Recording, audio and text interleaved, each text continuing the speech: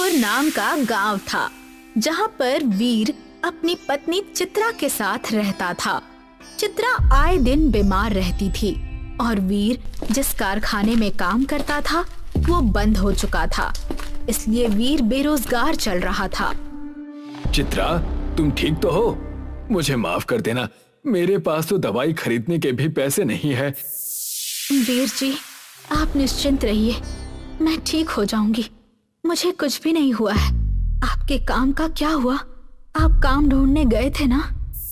इस गांव में किसी के पास मजदूर की आवश्यकता नहीं है, इसीलिए मैंने तय किया है कि मैं गांव के जमींदार से कुछ पैसे लेकर पुलाव बेचना शुरू करूंगा। अच्छी बात है वीर जी, आपके हाथ का पुलाव इस गांव में सबसे स्वादिष्ट लगता है। वीर पुलाव बनाने में काफी अच्छा था। पुलाव का ढाबा खोलने के लिए वीर जमींदार के पास कुछ पैसे लेने आता है। जमींदार साहब, कुछ पैसों की जरूरत थी। मेरी पत्नी बीमार है और गांव में किसी के पास काम देने के लिए काम नहीं है, इसीलिए मैं पुलाव का ढाबा खोलना चाहता हूँ। वाह, ये तो बड़ी अच्छी बात है। मैं तुम्हें इस काम के लिए जरूर पैसे दूंगा, मगर उस पर 30% का ब्याज लूंगा। मंजूर है तुम्हें? वीर थोड़ा सोचता है। उसे ये सौदा बिल्कुल मंजूर नहीं था, मगर उसके पास और कोई चारा भी नहीं था। जी, मुझे मंजूर है। करीब 1 हफ्ते बाद वीर का पुलाव ढाबा तैयार हो जाता है और वो पुलाव बेचना शुरू कर देता है। शाम तक उसका सारा पुलाव खत्म हो जाता है। वीर अपनी दुकान से बाहर आता है। आज पहला दिन था तो भी काफी अच्छी कमाई हुई मेरी। जरा चाय लेकर आता हूँ पीने के लिए। वीर चाय लेने जा ही रहा होता है कि तभी जमींदार की बेटी स्मृति अपनी गाड़ी तेजी से लाकर ढाबे से टकरा देती है। ढाबा तहस नहस हो जाता है और स्मृति बिना रुके वहां से चली जाती है। अरे मेरा ढाबा, मेरा ढाबा, अब मैं क्या करूंगा? वीर भागकर जमींदार के घर पहुंचता है और उसे बताता है कि उसकी बेटी ने अपनी कार से उसके ढाबे को उड़ा दिया। स्मृति भी वहीं खड़ी होती है। जमींदार ये बात सुनकर स्मृति से कहता है, ये तुमने क्या किया? तुमने अपनी कार से ढाबे को ही टक्कर मार दी। क्या पिताजी, एक ढाबे को ही तो ठोका है। मैं ये बात इसलिए नहीं कह रहा कि ढाबे को कुछ हो गया है, बल्कि इसलिए कि अगर तुम्हें कुछ हो जाता तो। मालिक, अब मैं क्या करूं? मेरे पैसे कमाने का जरिया एक वो ढाबा ही था। मैं ये बात मानता हूं, मगर जाने दो। छोटी बच्ची है, ऐसी छोटी मोटी बात होती रहती है। बस ये कर्जा चुका दो। मालिक, मगर आपकी बेटी की वजह से ही तो। अरे निकलो यहाँ से, समझ नहीं आया क्या? और जाओ, जिसको बताना है जाके बताओ। प्रधान को बताओगे? पुलिस को बताओगे? सब कुछ हमारी जेब में है। जाओ, फुटो यहाँ से। वीर वहां से उदास होकर निकल जाता है और नदी के किनारे जाकर रोने लगता है। अब मैं अपनी पत्नी को क्या जवाब दूंगा? कैसे उसके लिए दवाई खरीदूंगा, उसकी मदद करूंगा? कुछ समझ में नहीं आ रहा। तभी वहां नदी के किनारे बड़ी घास उसे हिलती हुई दिखती है। वीर वहां पर देखने जाता है। वो देखता है कि वहां पर एक भालू एक जाल में फंसा हुआ है। ये तो भालू है, काफी दर्द में लग रहा है। रुको, मैं तुम्हें खोलता हूँ। खुलने के बाद अगर मार भी दोगे तो अब मुझे कोई फर्क नहीं पड़ेगा। वीर उसका जाल खोल देता है और भालू आजाद हो जाता है। भालू अचानक से बात करने लगता है। तुम्हारा बहुत बहुत शुक्रिया इंसान। आज अगर तुम नहीं होते तो शायद मेरा शिकार हो गया होता। वीर आश्चर्य में पड़ जाता है कि ये भालू बात कैसे कर सकता है। ऐसे चौंको मत वीर, मैं बोलने वाला भालू हूँ। चलो मेरे साथ, मैं मेरी जान बचाने के बदले तुम्हें कुछ देना चाहता हूँ।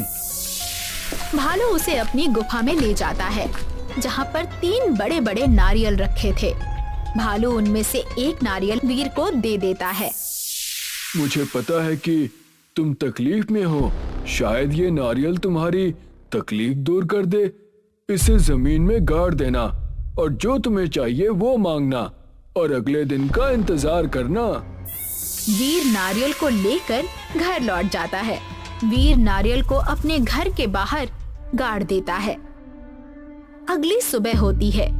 वीर घर के बाहर आता है और देखता है कि घर के बाहर एक बड़ा नारियल का पेड़ उग चुका है। अरे, यहाँ तो सच में नारियल का पेड़ आ गया है। एक नारियल को पेड़ में से तोड़कर देखता हूँ। वीर नारियल के पेड़ पर चढ़ के 3 नारियल तोड़ता है। नारियल को काटने के बाद वो देखता है कि नारियल के अंदर बने बनाए पुलाव हैं। ये तो सच में जादुई नारियल है। मैंने कल उस नारियल को गाड़ते हुए पुलाव के बारे में सोचा था और आज मुझे नारियल का पेड़ और उसके नारियल के अंदर पुलाव भी मिल गया। वीर नारियल पुलाव को ले जाकर अपनी पत्नी चित्रा को खिलाता है। नारियल पुलाव खाते ही चित्रा की तबीयत पूरी तरीके से ठीक हो जाती है। ये तो काफी स्वादिष्ट पुलाव है पतिदेव।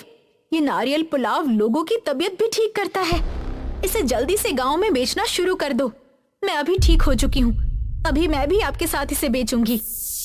वीर कई सारे नारियल को तोड़ता है और जहाँ पर उसका ढाबा था वहां जाकर उन्हें बेचने लगता है। चित्रा भी उसके संग होती है। नारियल पुलाव ले लो।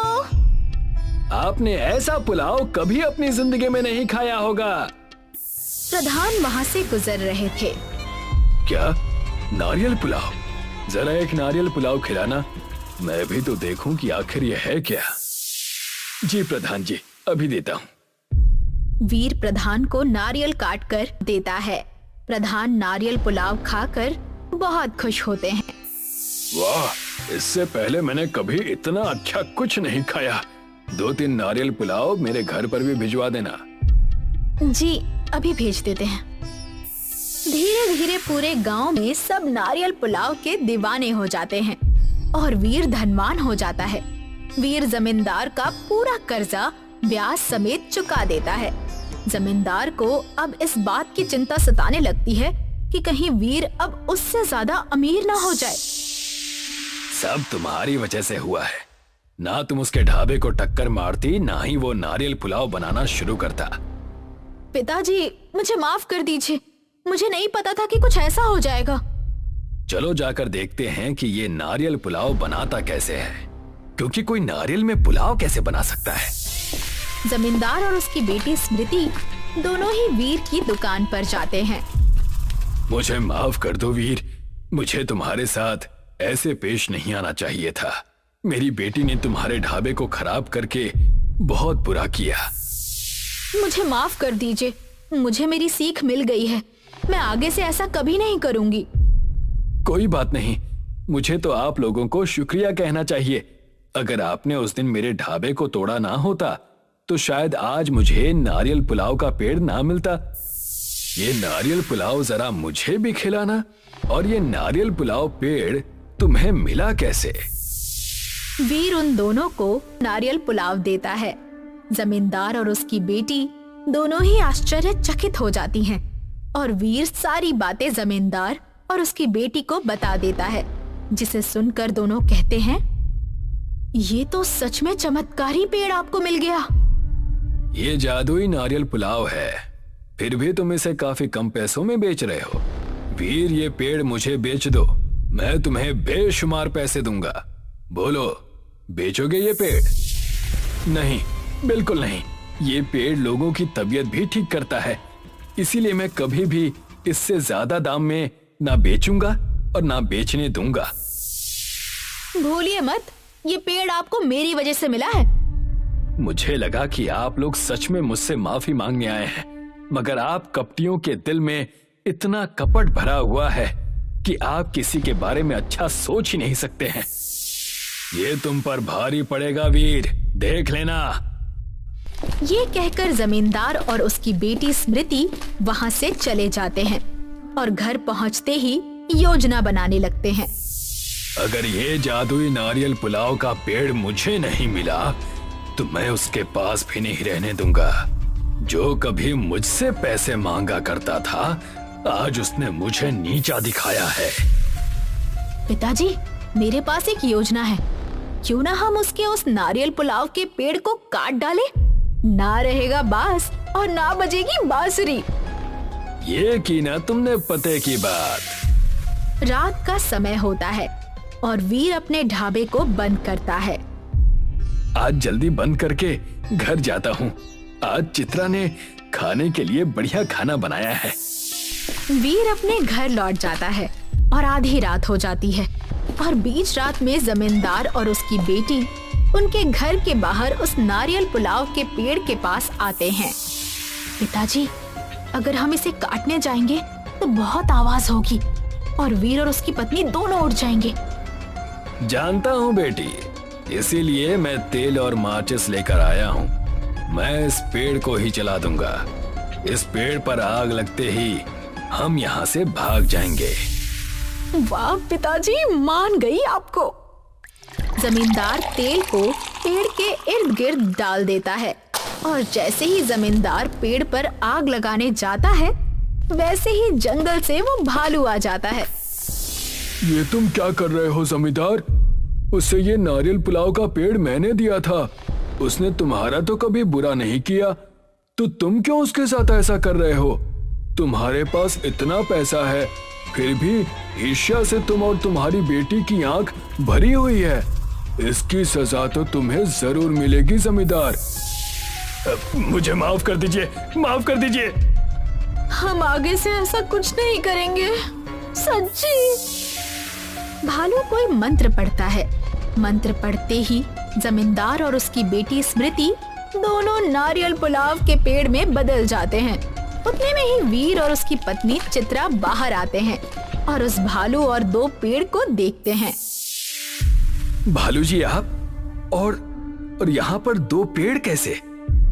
ये पेड़ मेरी तरफ से तुम दोनों को भेंट है। खूब तरक्की करो और गांव वालों की मदद करो। आपका बहुत बहुत शुक्रिया भालू जी। भालू अपने रास्ते चला जाता है और वीर का नारियल पुलाव पूरे गांव से लेकर शहर हर जगह प्रसिद्ध हो जाता है। रिम्पारा नाम का एक गांव था जहां विजय और संजय अपने परिवार के साथ रहा करते थे। विजय का परिवार चालाक और समझदार था, वहीं संजय भोला और ईमानदार था। संजय हमेशा पूजा पाठ करके अपने खेतों में काम करने के लिए चला जाया करता। हर दिन की तरह संजय एक दिन अपने घर के सामने खड़े बड़े से नारियल के पेड़ के सामने पूजा करने लगा। हे भगवान, आप तो अंतर्यामी हैं, आप तो देश चलाते हैं, आप ही मेरे सब कुछ हैं। अपने भक्त की एक पुकार भी नहीं सुनेंगे? कृपया करके मुझे अपना दर्शन दे दीजिए प्रभु और मुझे धन्य कर दीजिए।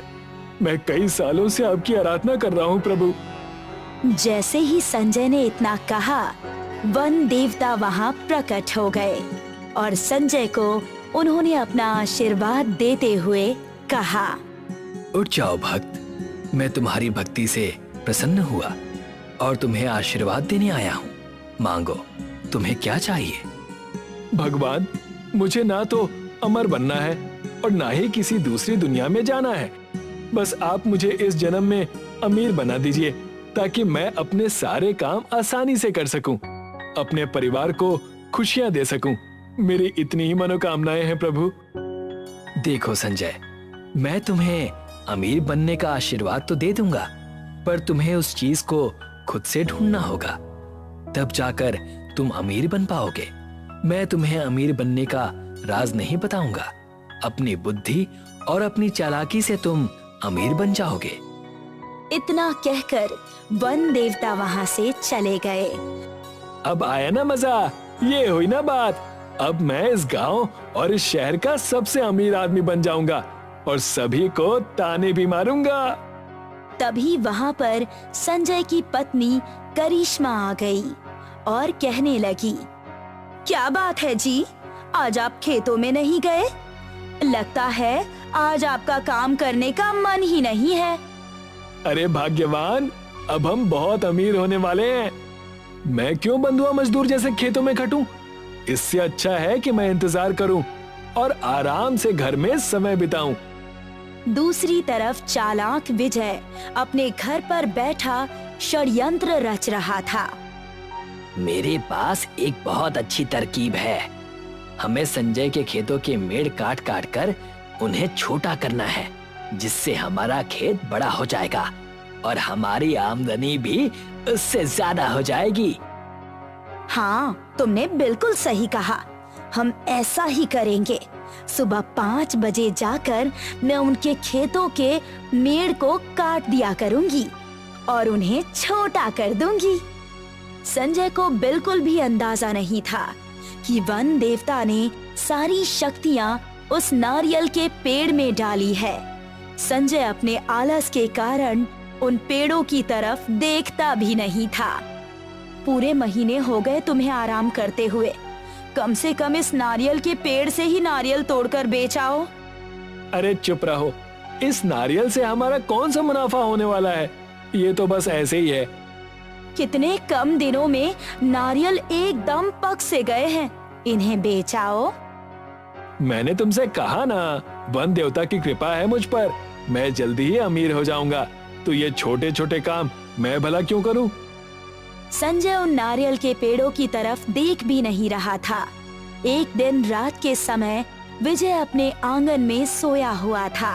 तभी उस आंगन के पेड़ में से एक नारियल विजय के सिर पर आकर गिर गया। ये क्या गिरा मेरे सर पर? अच्छा नारियल है। अरे वाह, सच्ची बात है। भगवान जब भी देता है तो छप्पर फाड़ कर देता है। और वैसे भी ये नारियल संजय के पेड़ से गिरा है, पर गिरा तो मेरे आंगन में है ना, तो अब ये मेरा हुआ। उतने में ही विजय के सामने एक और नारियल गिर गया। विजय उन नारियल को लेकर बहुत ही ज्यादा खुश था और दोनों नारियल लेकर वो अपनी पत्नी के पास गया और कहने लगा, अरे सुनती हो, ये देखो मैं क्या लेकर आया हूँ। क्या लाए हो? अच्छा जी, तो तुम नारियल लेकर आए हो? लाओ, मैं इसकी चटनी बना देती हूँ, इसका पानी पीकर। हाँ हाँ, बढ़िया सा पानी निकालकर मुझे ग्लास में दो, जल्दी से तोड़ो।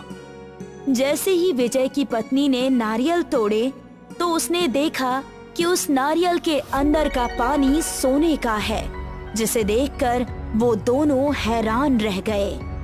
ये क्या है? ये पानी तो सोने का है। इससे तो हम कितना सारा सोना बना सकते हैं। मेरा भाई है जो कि सोना बनाने का काम जानता है।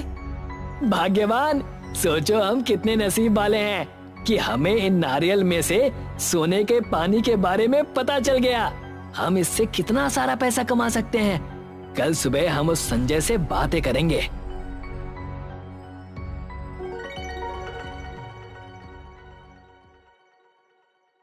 दूसरे दिन जैसे ही संजय सोकर उठा, विजय उससे जाकर कहने लगा, अरे संजय भाई, क्या हालचाल है? मुझे तुमसे थोड़ी बात करनी है।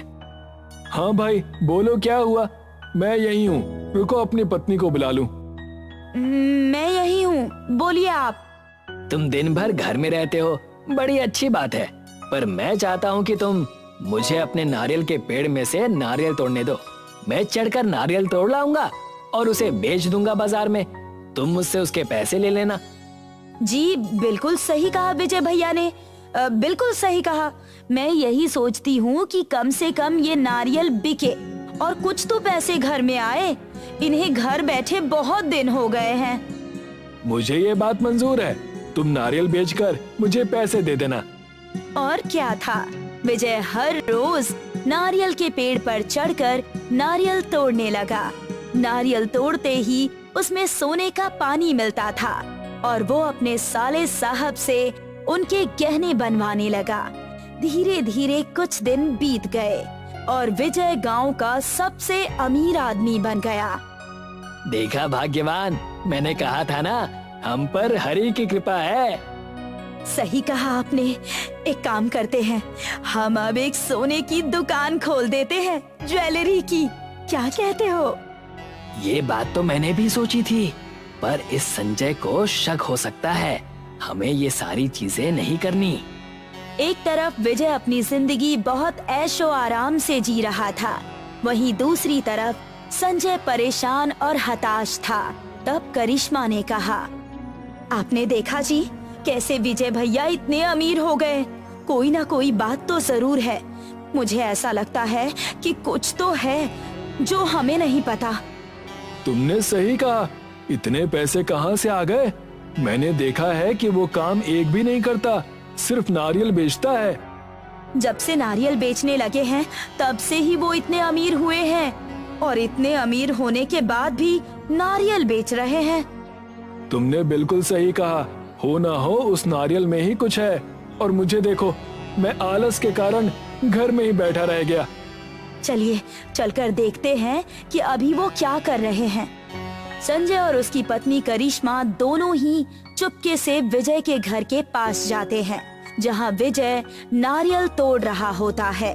वो दोनों पति पत्नी खिड़की से छुपकर उन्हें नारियल तोड़ता हुआ देखते हैं। देखा, उस बुद्धू को अब तक पता नहीं चला कि मैं उसका फायदा उठा रहा हूँ। नारियल का पेड़ जब तक हमारा है, हम पैसे वाले ही रहेंगे और अच्छे पैसे कमाएंगे। ये बात तो बिल्कुल सही कही जी आपने। और साथ में उसकी डायन पत्नी करिश्मा, वो अपने आप को बहुत होशियार समझती है। अब जल्दी से इस नारियल को तोड़ो और नारियल के पानी को सोने में तब्दील करो। जैसे ही संजय और करिश्मा ने ये बात सुनी, वो तुरंत ही विजय के घर के अंदर चले गए और कहने लगे, अच्छा तो ये बात है, तुमने मेरे साथ धोखा किया है। मुझे थोड़े से पैसे देकर मेरे नारियल के पेड़ में से सोना बना लिया और मुझे बताया भी नहीं। ये बहुत ही गलत बात है, बहुत ज्यादा गलत। ये सारा हमारा सोना है, ये सारे पैसे हमारे हैं। तुमने हमारे साथ कपट किया है। अच्छा तो ये बात है, तुमने मेरे साथ धोखा किया है। मुझे थोड़े से पैसे देकर मेरे नारियल के पेड़ में से सोना बना लिया और मुझे बताया भी नहीं। ये बहुत ही गलत बात है, बहुत ज्यादा गलत। ये सारा हमारा सोना है, ये सारे पैसे हमारे हैं। तुमने हमारे साथ कपट किया है। मैंने तुम्हारे नारियल के पेड़ खरीदे थे और तुम्हें हिस्सा दिया था। अब यहाँ से चले जाओ और अपना काम करो, मेरे पास आने की जरूरत नहीं है।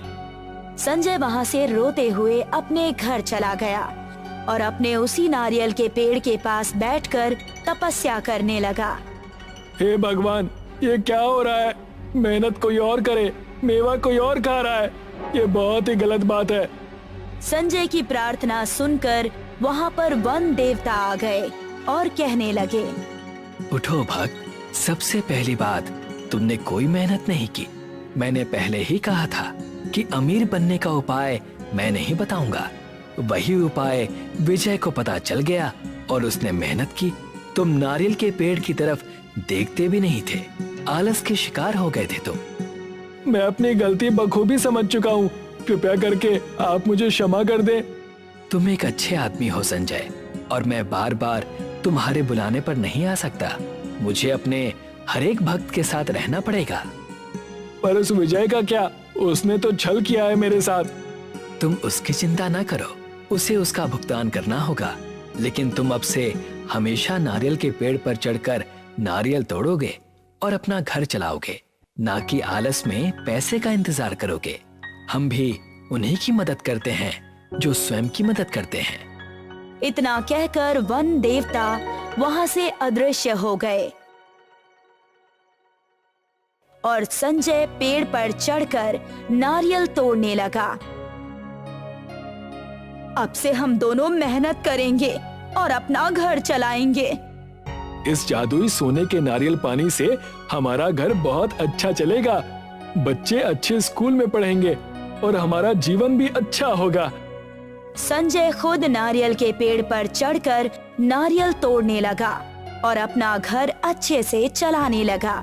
इस बात से विजय को तकलीफ और जलन दोनों हुई और फिर उसने साजिश रची। आज रात को जब संजय और उसकी पत्नी सो जाएंगे, तब मैं जाकर उनके नारियल के पेड़ में से नारियल चुरा लूंगा, फिर मजा आएगा। रात होते ही विजय संजय के नारियल के पेड़ पर चढ़ता है और उसमें से 2 नारियल तोड़ता है और उन्हें घर जाकर तोड़ता है जैसे ही विजय ने नारियल तोड़े, उन नारियल में से बिच्छू निकलकर बाहर आने लगे। अरे भागो, ये क्या हो रहा है? ये तो बिच्छू है, भागो! अरे भाग्यवान, भागो यहाँ से!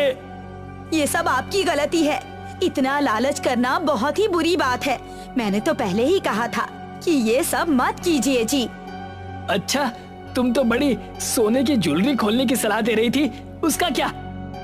विजय और उसकी पत्नी घर से बाहर आने ही वाले थे कि उतने में ही वहाँ पर संजय आ गया और उसने बाहर से उनका दरवाजा बंद कर दिया और कहने लगा, ये सब तुम्हारे पापों का प्रायश्चित है। जब तक तुम्हें अपनी गलती का एहसास नहीं होगा, तब तक तुम्हें सजा मिलती ही रहेगी।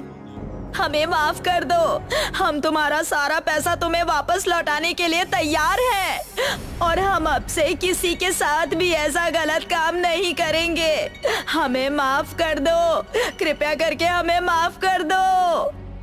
विजय और उसकी पत्नी ने जैसे ही माफी मांगी, सारे बिच्छू वहाँ से गायब हो गए और संजय ने दरवाजा खोला। संजय, मुझे माफ कर दो, कृपया करके मुझे माफ कर दो। अब से मैं ऐसी गलती कभी नहीं करूंगा। हाँ हाँ, मैंने तुम्हें माफ किया। तुम अब से आजाद हो, चिंता ना करो।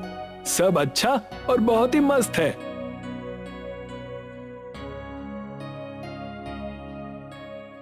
ऐसे ही संजय और विजय अपने अपने काम पर दोबारा लग गए और अपना घर चलाने लगे। संजय अपनी करिश्मा के साथ बहुत खुश था और जब भी ज्यादा पैसे हो जाते, संजय उन्हें अपने गांव में बांट दिया करता और अपना जीवन खुशहाल और बिना चिंता के बिताया करता।